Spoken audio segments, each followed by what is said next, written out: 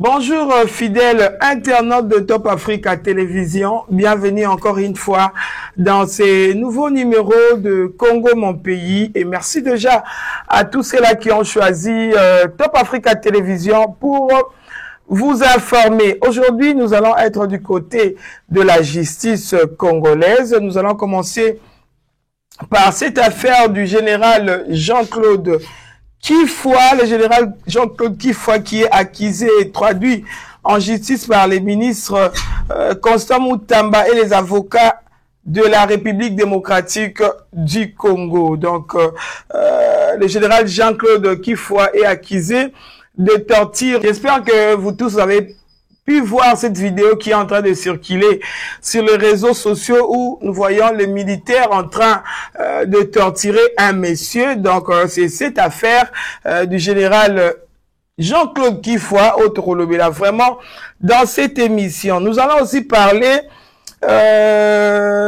notre deuxième point, c'est un rapport de l'IGF oublié dans le tiroir de la justice, eximé par les ministres de la justice, monsieur Constant Mutamba, un ex-ministre, le ministre Bernard Takaïche, accusé de détournement, de 5 millions de dollars. Nous allons en parler dans cette émission. Vous allez comprendre qu'aujourd'hui, du côté de la justice, c'est vraiment un peu chaud. Donc, vous allez vraiment encore à côté de la justice parce que Makambu, Eza Kobot a vraiment ébellé avec le nouveau ministre de la justice. Donc, je ne sais pas ce qui, tiroir, Eza déjà tiré que ils vont vraiment ouvrir les tiroirs pour sortir les cadavres. Donc, ça chauffe du côté de la justice congolaise.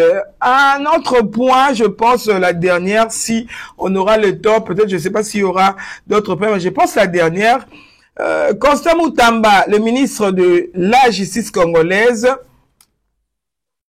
donne ses instructions à tous les responsables des institutions pénitentiaires qu'aucun prisonnier ne doit dormir à même le sol, parce que il le signe bien en disant que parce qu'il connaît très bien l'enveloppe au gouvernement Abimisa rapport à la prison en République démocratique du Congo. Donc alobi prisonnier mon côté Aroui Kola la lisusu na mabele parce que enveloppe ezalaka suffisant. Voilà, ce sont là les titres que nous allons analyser c'est soir, hein, je pense, pour la Bandeko Balandabison à Poko Alelo. Je dis merci avant de commencer à la grande équipe de Top Africa Télévision. Je vois Israël Kaloubi derrière la caméra, Gia Walungu à la réalisation. Merci beaucoup. Et merci aussi à toute la grande famille de Top Africa Télévision.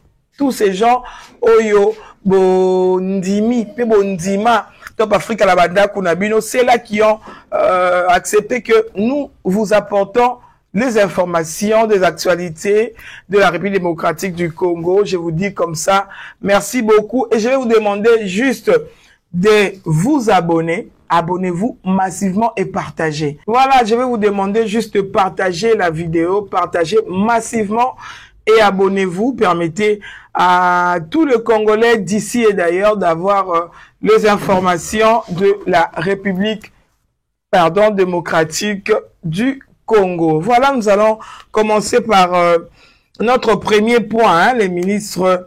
Nous allons commencer par ces points, Les ministres Constant Mutamba donnent des instructions à tous les responsables des institutions pénitentiaires qu'aucun prisonnier ne doit dormir à même le sol.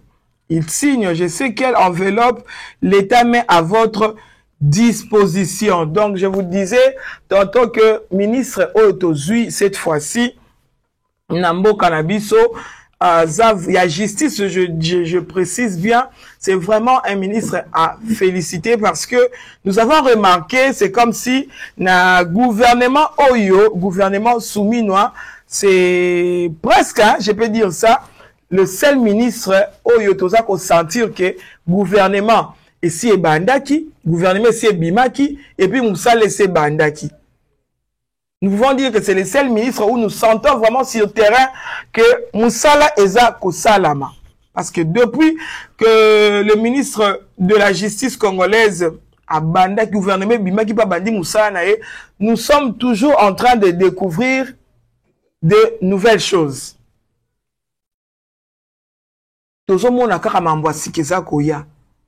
Il a fait le tour, je pense que Bandeko Ebele, vous avez vu la vidéo qui a circulé avec le ministre de la Justice qui a fait le tour na prison. Yamakala Tomona qui va détenir des bazaki koloba. Nous avons vu des mamans au bazar koloba tomoni na bana ya mikie au bazar ba mineur. Kolela papa bibi sabiso papa yoke na biso marato sola na mabele toza kolia malamu te.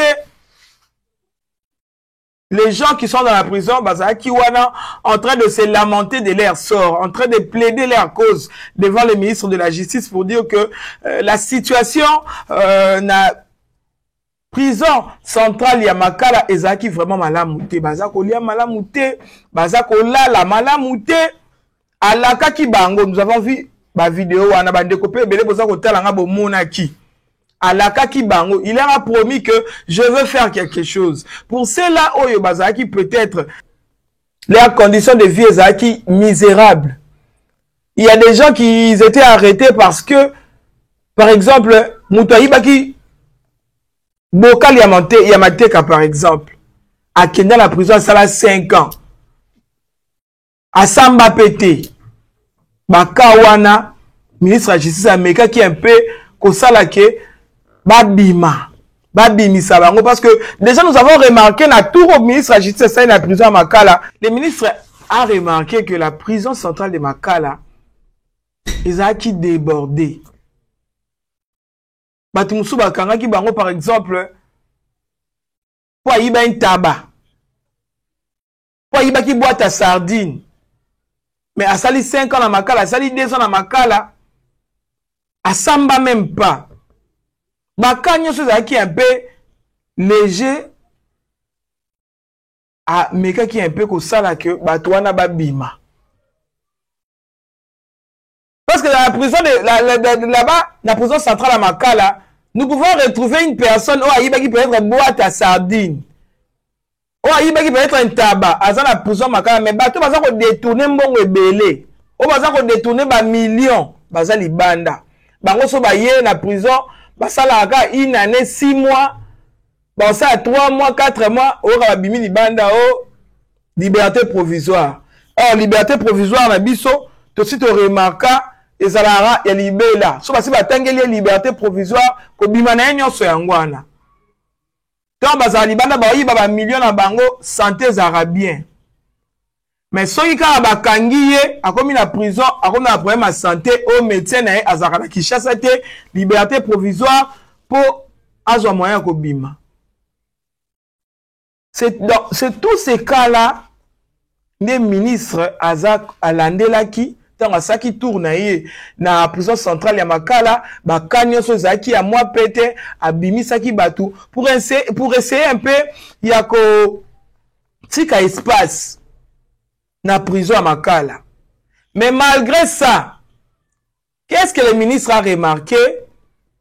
Le ministre a remarqué que les prisonniers, et puis tout le monde qui a une vidéo, les prisonniers ont place à la té.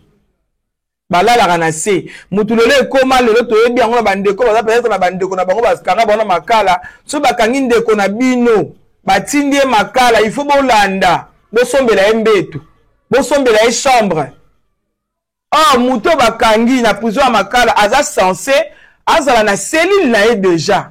Aza censé, azala na lit na ye. Aza censé, azala na mbetu na ye, aza censé, azala na cellule na ye. Mais ya biso a échangea.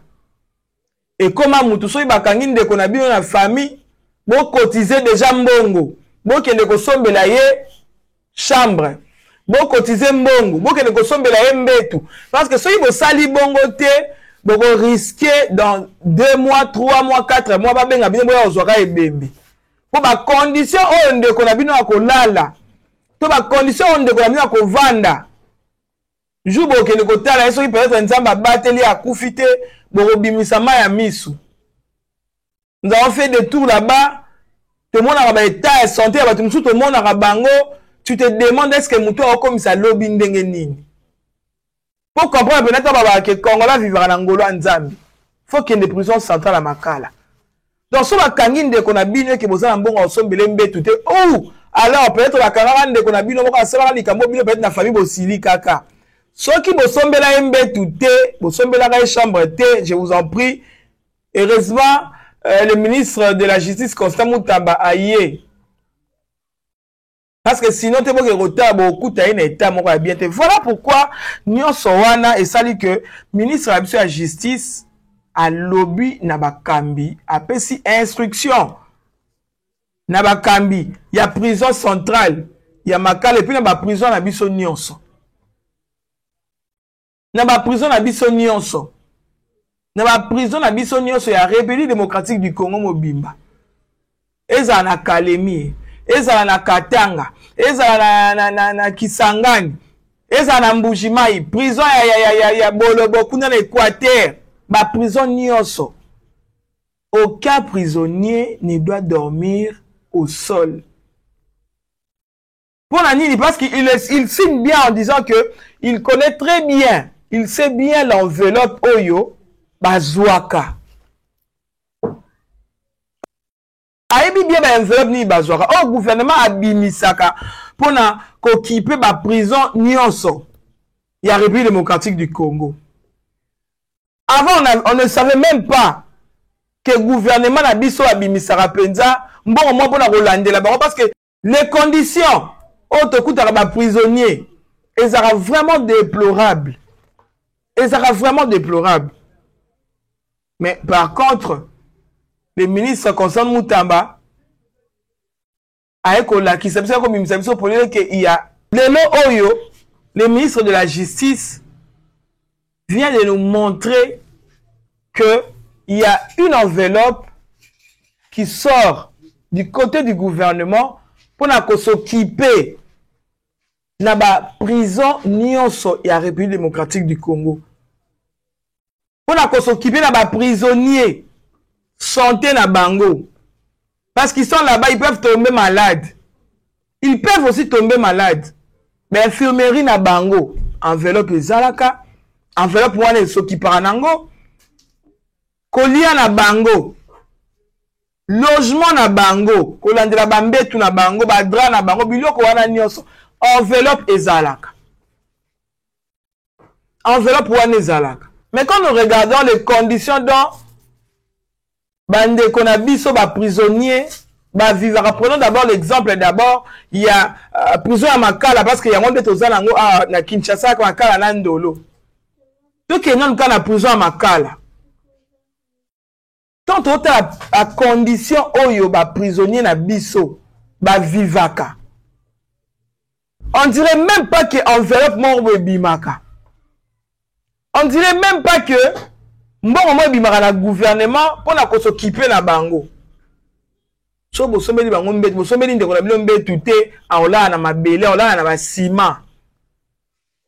Par contre, enveloppe bimaka na gouvernement. Donc nous comprenons directement que place enveloppe wana bandé ko bima ministre bandé ko kata ya yembongo. So ministre akati mbongo. Enveloppe yé na ba directeur ya prison. Ba directeur ya prison pe ba kati mbongo. Tango yokoma na maboko ya bato basalaka ba achat. Kota ba mbetu tu bosa po ba osomba te. Biloko kolia ba kati. La fameuse recette vungule. Nani ayebi kombo wana te? Nani abosani kombo ya vungule?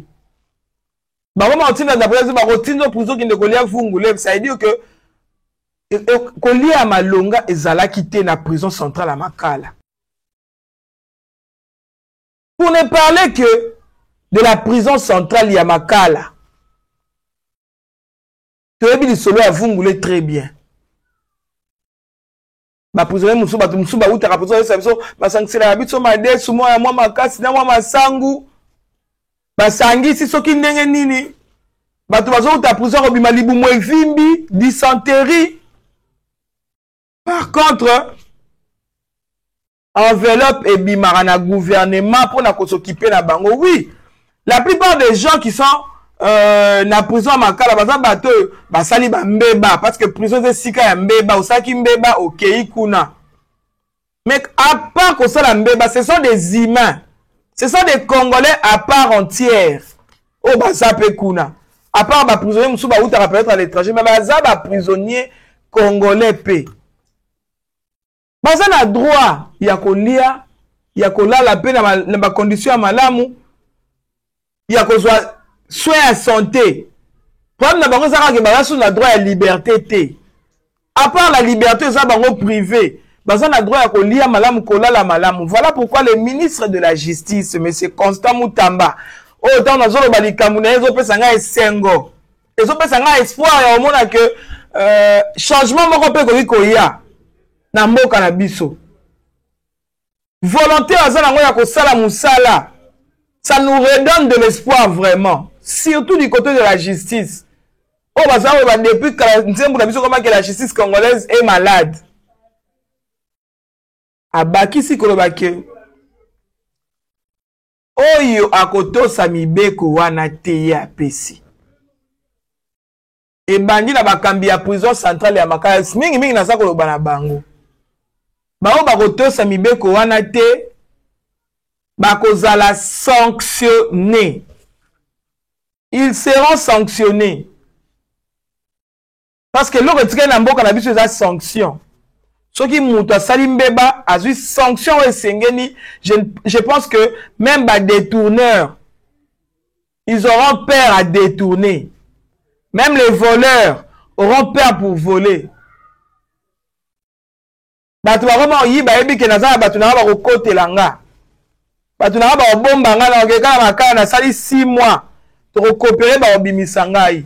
Mais avec la justice, le ministre de la justice qu'on a cette fois-ci, je pense que ça nous donne vraiment lueur, mort et espoir que les choses vont bouger du côté de la justice congolaise. Je pense que bandeko na biso ba directeur ya prison ya Makala, ba directeur ya prison nyonso, parce que je vais donner exemple mingi ya prison ya Makala parce que prison ya Makala ndeze sika ministre asaki pe moi tour otomona ki bilili mais ba prison eza ebele na Kinshasa to pe na prison ya Ndolo. Donc bakambi nyonso ya ba prison bolandela malamu boyoka malamu oya koyoka te instruction ya tata mokonzi ya justice congolaise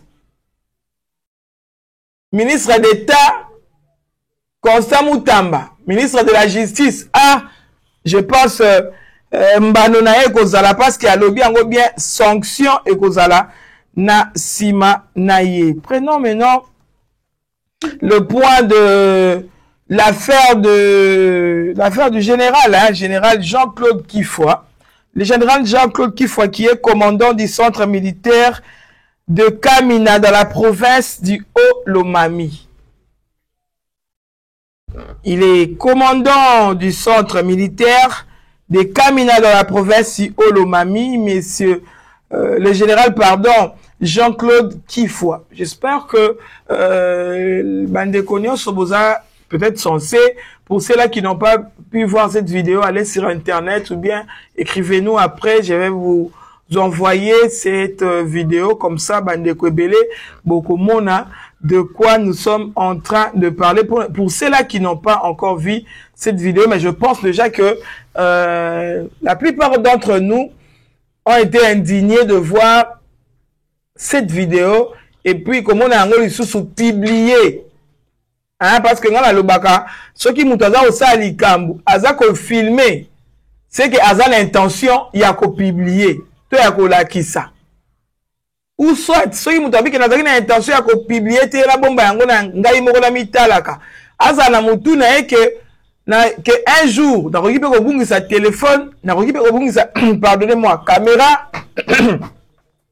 Na koki pe ko bungisa matériel o na saleli pona ko zwa bilili. Parce que nous avons vu cette vidéo où on était en train de tabasser, torturer un monsieur par les militaires. Tozaki komi tuna eza nani toyoka kaka moi mobale bazako beta fimbo akoganga ke mon général limbisa mon général tika ngai bokoboma ngai biso nyoso tomonaki vidéo la plupart de cas et la plupart des gens batuna ke eza nani. Donc c'était un avocat na olo mami kuna na mboka Kamina, voilà. Un avocat à Kamina qui a été torturé par soldat, topé militaire, il y a général Kifwa. Maintenant, dans ce dossier, qu'est-ce que nous pouvons dire? Déjà, je vais rentrer un peu en arrière pour dire que cette fois-ci, Tozui, vraiment, ministre Moko, il y a justice, il y a malam. Pourquoi? Parce que déjà, tango gouvernement et Bimaki, je ne sais pas si Batuna sur Baza qui vraiment, je peux dire quoi, Baza qui éveillé pour la royeba que Kombo, il y a ministre Constant Moutamba, n'a pas publié gouvernement Kombo n'a Bimaki. Il n'y avait pas le nom du ministre de la Justice. Constant Moutamba, Batanga qui Kombo n'a été. Donc, batangeli biso gouvernement. Bandeko bazaki attentif ba yokaki. C'est après Nde Kombo ya Constant Moutamba et Kobima. Par là, qu'est-ce que je peux dire? J'ai fait une petite analyse. J'ai compris que le président de la République avait besoin de quelqu'un de fort. De quelqu'un de comme M. Constant Moutamba, na poste wana ya ministre. Il y a justice. Il avait vraiment besoin d'un homme intègre, un homme fort, un homme qu'on ne peut pas corrompre facilement, un homme, je peux dire, qu'on ne peut pas manipuler. Comme c'est le cas, il avait vraiment besoin d'un homme qu'on ne pouvait pas manipuler. Voilà pourquoi il a pris son temps. Il a cherché parce que union sacrée peut ezalaki. Arogayi peut qu'on a quatre union sacrée. Mais atali abidi côté justice. Naza au monate. A monité côté justice. Si aeko kenye na ngambo ya opposition, aeko bimisa mwana mboka Constant Moutamba. Les efforts que le président de la République est en train de faire, c'est de ramener la justice congolaise au bon port. Le président de la République a tali partout parce que Azaki a besoin et à Moutoumoko Azala fort, Moutou baroki ko malayer facilement té, Moutou baroki ko corrompre facilement té. Il y avait aussi l'union sacrée. Il pouvait aussi, Aluka Moutouka Abouna, l'union sacrée, la poste, on a un ministre, il y a justice, mais il n'a pas trouvé. Je ne dis pas que l'union sacrée, la l'union sacrée, c'est intégrité. Mais les critères, il n'a pas trouvé ça dans l'union sacrée. Il est allé à l'opposition, à celui Constant Moutamba. Aïe, naïe. Mais il faut que mon konzambo kaza au salana mwana mboka Constant Moutamba eza kozongi sa justice na biso na barail sur la bonne voie. La vidéo que vous avez suivie oh nangana bino totala ki tomoni ba soldats ba militaires bazako beta individu moko bo biso pe toyeba ki identité individu wana te bazako torturer azako lela. Et tamboli na réseaux sociaux, oh nini. Or, le monsieur était un avocat.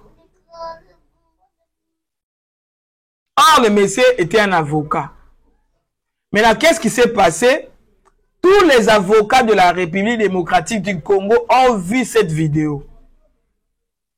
Le kolanga ina yo bande konyo sa ba avocat, ba robe ba moni vidéo na ba sangani tous les avocats na ba baron nyonso. il y a République démocratique du Congo, ils sont allés voir le ministre de la Justice, Constant Moutamba, pour la plaider cause Yandé Konabango, puis qu'on portait plainte. Chose qui nous étonne, un officier, un général. Quand on devient général, on est censé connaître le loi Yambo Cannabiso. Je ne sais pas, le connaître à cœur. On est vraiment censé connaître Mibé Cannabiso par cœur. Officier général a dit que Kobeta Moutou, ko torturer Moutou, c'est infraction. Ko kanga Moutou illégalement, c'est infraction. Parce que pendant la torture, la personne pourrait perdre la vie. Pendant la torture, Makambobele ko salama. Officier, mon côté, je pense que Aza sans le savoir que oh salama qui ont des infractions. Aza censé aller bango par cœur, un officier, un général. Le bas à officier oyo comme officier peut-être en brillant les étapes. Bah bah ou tarambalamoro sous lieutenant mbalamoro le biton commis de monia commis colonel après 2 mois mbalamoro général à brillant l'étape. Mais un officier bien formé, Aza censé Aïba Mibeko, d'abord il y a bango ya armée et puis Aïba Mibeko ya mboka. Chose étonnante, Tomoni général à Bétissi, individu, oh peut-être je ne sais pas ce qui est mon pas, Yéba quitté que la personne était un avocat, toi Yéba qui, mais au Bétissi, bon, celui quand la rebête a été, bon, bandit qu'on filmé yé, vous avez filmé torture wana, et puis la vidéo a été balancée sur internet. Et là, nul n'est au-dessus de la loi. Nul n'est au-dessus de la loi. Voilà pourquoi cette affaire, et comme dans ma boko, il y a mon conduit à justice Nabiso, Constant Moutamba Oyo, a lancé, je vous dis, arrestation, a lancé poursuite. À lancer poursuite, il y a général Jean-Claude Kifoua. Voilà pourquoi Makambo est commis dans Maboko. Dossier est commis dans Maboko. Il y a Tata Mokonzi à justice, Mwanamboka, ministre d'État, ministre de justice, Constant Moutamba, a lancé ma poursuite judiciaire contre le général Jean-Claude Kifoua. Je sais que sanction est causale. Et nous allons revenir avec ce dossier après ma procès. La dossier information comment s'est déroulé le procès. Information, mais pour cela, on va montrer une vidéo qui est indigné que le ministre de la Justice est saisi du dossier. Va charger déjà Makambo yango na justice, va déconner sur avocat. Il y a baron tous les barons confondus, bazana sima. Il y a dossier wana pe bazako landela yango ndeto koyeba comment ça va se passer. Voilà, passons à notre dernier point. Un rapport de l'IGF oublié dans le tiroir de la justice, eximé par le ministre de la Justice, M. Constant Moutamba. Voilà, l'ex-ministre de Justice Bernard Kataïche à Makala. Il s'agit d'un détournement de 5 millions de dollars. 5 millions de dollars pour la construction d'une nouvelle prison à Maluku, à Kinshasa, République démocratique du Congo. Moi, je pense que tiroir, armoire, hein, placard, ndenge tata mokonzi mboka lobaki ye na mwana mboka Constant Moutamba aza pena moto papa mokonzi mboka puni pona kofungola placard. Moi, je pense que l'IGF a fait ses rapports il y a plus de 2 ans, je pense, hein, depuis les flics de l'IGF, ça qui rapport na bango. Mais ce rapport a été classé dans le tiroir et la justice Nabiso. Ce rapport a été vraiment classé. Balandela qui en côté, je ne sais pas pourquoi. Parce qu'en ce moment-là, Tozaki na gouvernement Ilou Kamba. Alors, je vais un peu expliquer. Nabandeko, peut-être que c'est posé des questions que M. Bernard Azanani. M. Bernard Kataïche était vice-ministre de la justice na époque il y a gouvernement Ilou Kamba. Donc il y a vice-ministre de la justice, azaki vice il y a Tunda Akasende. Tunda Akasende oyo bandeko oyo bazako se souvenir na dossier ya Yemei. Ministre de la justice oyo ba longola ki après que ça bavure na ye bakanga ki etanga bimi abeti tolo na media ko ba na benga ki Yemei. Na benga ki Yemei. Yemei nda batika ngai bayaka ko longola ye. Orgueil n'ende salaki que président Félix Tshisekedi a longola ye. Tangu ba longola ki Tunda Kasende, c'est son vice nde abandai ko jouer intérim. Donc on parle de monsieur Bernard Kataïche. Il était de l'UDPS. Et c'est Bernard Kataïche de l'UDPS, c'est lui qui a joué l'intérim. Il y a ministre, il y a justice. En cette même époque, le dossier d'une nouvelle construction de la prison à Maluku et Koyana Mesa. Tant que le dossier y est, le gouvernement a déboursé 5 millions de dollars pour la construction. Il y a prison à Sika, il fallait prisonniers à plus de 20 000 places. Histoire de désengorger la prison centrale de Makala. Comment on s'en a plein. Nege place à la sous-souté, comment le moto likola mutu mususu, moto likola mutu mususu. 5 millions de dollars et bimi. Et quoi il a mis ça, ya ministre? Monsieur Bernard Kataïche, azwa mbongo wana. Nanga ina bino batu boza kolanda ngai, toyebe sika mbongo ya mboka ekendate. Mbongo ya construction ya mboka ya prison, toyebi esika ekendate ti lelo. To mona pe ata chantier te. À cette époque, les flics de l'IGF ont fait leur travail. Basali Moussala ba un rapport na bango. Rapport ya IGF et kendara na justice te, rapport est commis na justice. Comprenez déjà que M. Bernard Kataïche a recevoir Kimbongo zaki na bureau na yende ministre de la justice pour la construction ya makala. Yé moronde dossier qui tient na maboko na ye. Bazwa dossier batia na placard.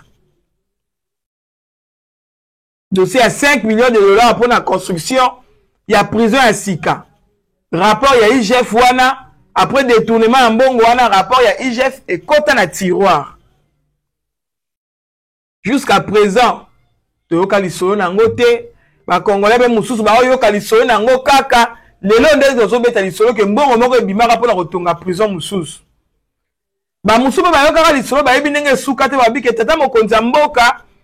Moussa na ekopé sa biso promesse za ko réaliser te. Or, tata mokonzi mboka a sololi a pesi projet gouvernement pe mbongo ebimi et comme il pas individu mbongo comme il individu na santé financière na e na libota na e mbongo epanzani nous ne savons pas na kati ya circuit bazaki combien mbongo emonana te.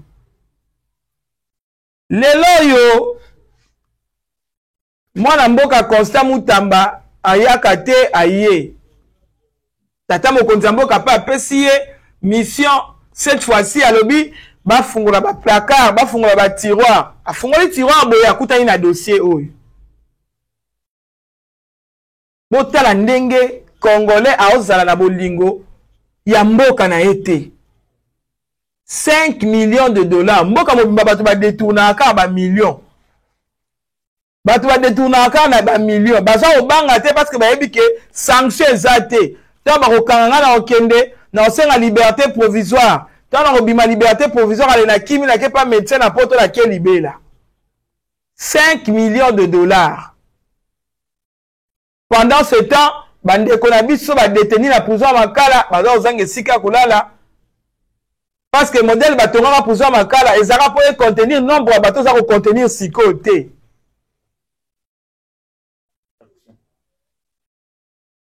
prison Yamakala ezaki construit normalement pour la contenir 1500 personnes. Si on va déborder, je ne sais pas comment à 2000. Mais au moment où je vous parle, comment la prison Yamakala, plus de 15 000. Tata mokonzambo katango ayi atali. Habité, il faut batonge sika mususu. Batonga centre pénitentiaire mususu. Biso de vanda kato ba tata mokonzambo kalobaka salité. Nzoka gouvernement abimisa mbongo me mbongo wana esuka na poche ya citoyen. Donc ndenga za wana yebike bandako na tonga ba misalo na sala ba nanga baza kolia mbongo ya ba contribuable. Mbongo ya ba congolais. Mbongo ya bato babimisi ba pesi yo pona kosala musala pona mboka. Gouvernement bimisi mbongo bepesi mbongo pour etonga prison. Pona mboka na yo. Mbongo wana esike kenda eyebate. Chose grave, IGF asali musala, mais tellement na kati ya justice. Ba kondi ya justice bango moko. Nde bazaki na kati ya dossier wana ya détournement. Moyen justice alandela dossier ezate. Voilà pourquoi tu le chaque fois awa que IGF a sala musala mais makambo ango soki ka IGF akangi détourner to yeba susu suite nango te nzoka de bato ba telemaki na mutu ya justice c'était des mafieux. Bango moko baza na kati ya ba dossier wana moye balandela ba dossier ya ba détournement ezate. Ba dossier nyonso na ba rapport nyonso ya IGF et avancaka te. Po soki ekomi kaka na justice ekomi nango COB. Ekomi COB. Ba magistrat so basi ba se saisir na dossier wana lisusu. Ba yebi yake mutu a détournaki 6 millions. Biso soki to tche mutu na dossier wana akokatela biso 2 millions ya tikani na 4 millions. Ekomi COB na bango. Vous allez comprendre pourquoi mais c'est Constant Moutamba a osala na ba problème na ba magistrat mboka na biso maintenant. Tu dois comprendre pourquoi nous avons un problème na ba magistrat mboka na biso. IGF a kosala musala na malamu. Si on comme na justice, dossier comme bloqué. IGF a kopesa rapport na malamu. Si on comme la justice, dossier comme bloqué. Tu dois yebate qu'est-ce qui se passe? Tout ça on batté ba dossier moi IGF alandela ka pa yo que ça monter ma passe yo ka ba sangwa ba millions ba 6 millions ba 7 millions pour conclusion na ngoto ye ba rande mutu na makote nso que ça a bloqué na niveau ya justice. Chers compatriotes, c'est la justice qui élève une nation. C'est la justice qui élève une nation. Ce qui justice c'est ça malamu te mboko ko kende malamu te. Voilà. Voilà pourquoi monsieur le ministre Constant Moutamba a fait sa déclaration. Avec que tant comme ministre, tu vas proposer va travailler na yé. Bamusu va proposer na bambongo. Bamusu va proposer même ba sombe le pan na Gombe. Ba ko proposer ba kota la réseau na bango. Ba proposer ministre kota la raison na biso to opeso mbongo boy kota la raison na biso travailler na biso aboyaki ba même ko corrompre ye ba bi ba sombele ndako na Gombe ba sombele mutuka boye aboyi donc des aboye moyen ba gérer ezate moyen ba soudoyer ezate. Donc voilà pourquoi le ministre de la justice a osé toujours combattu. Je vais demander aussi au chef de l'État de renforcer sécurité. Ça, c'est ma demande à moi. De renforcer vraiment sécurité. Il y a moi dans Mboka Constant Moutamba. Parce qu'avec de telles révélations,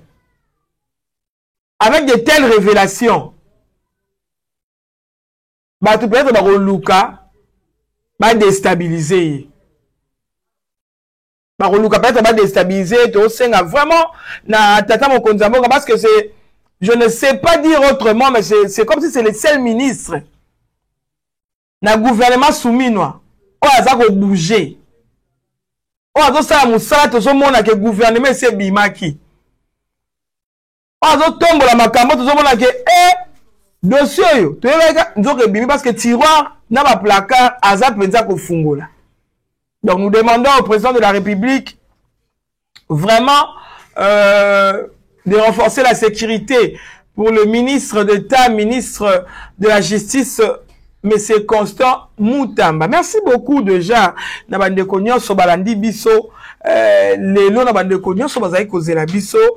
Aujourd'hui, nous étions vraiment du côté de la justice congolaise parce que Mikolo va dossier ça kobima ebele côté justice. J'espère que nous aurons la bino lisusu dossier mususu tokoti kate et information moko eleka sans que bino boye bayango. Merci à la grande équipe de Top Africa Télévision. Merci à tous les partenaires de cette émission. Merci à celui qu'on appelle le directeur Alain Walungwa. Merci à toi. Merci beaucoup à maman Rosie Ipoubi Moukeba, parents français. Merci à toi. À la prochaine. Bye.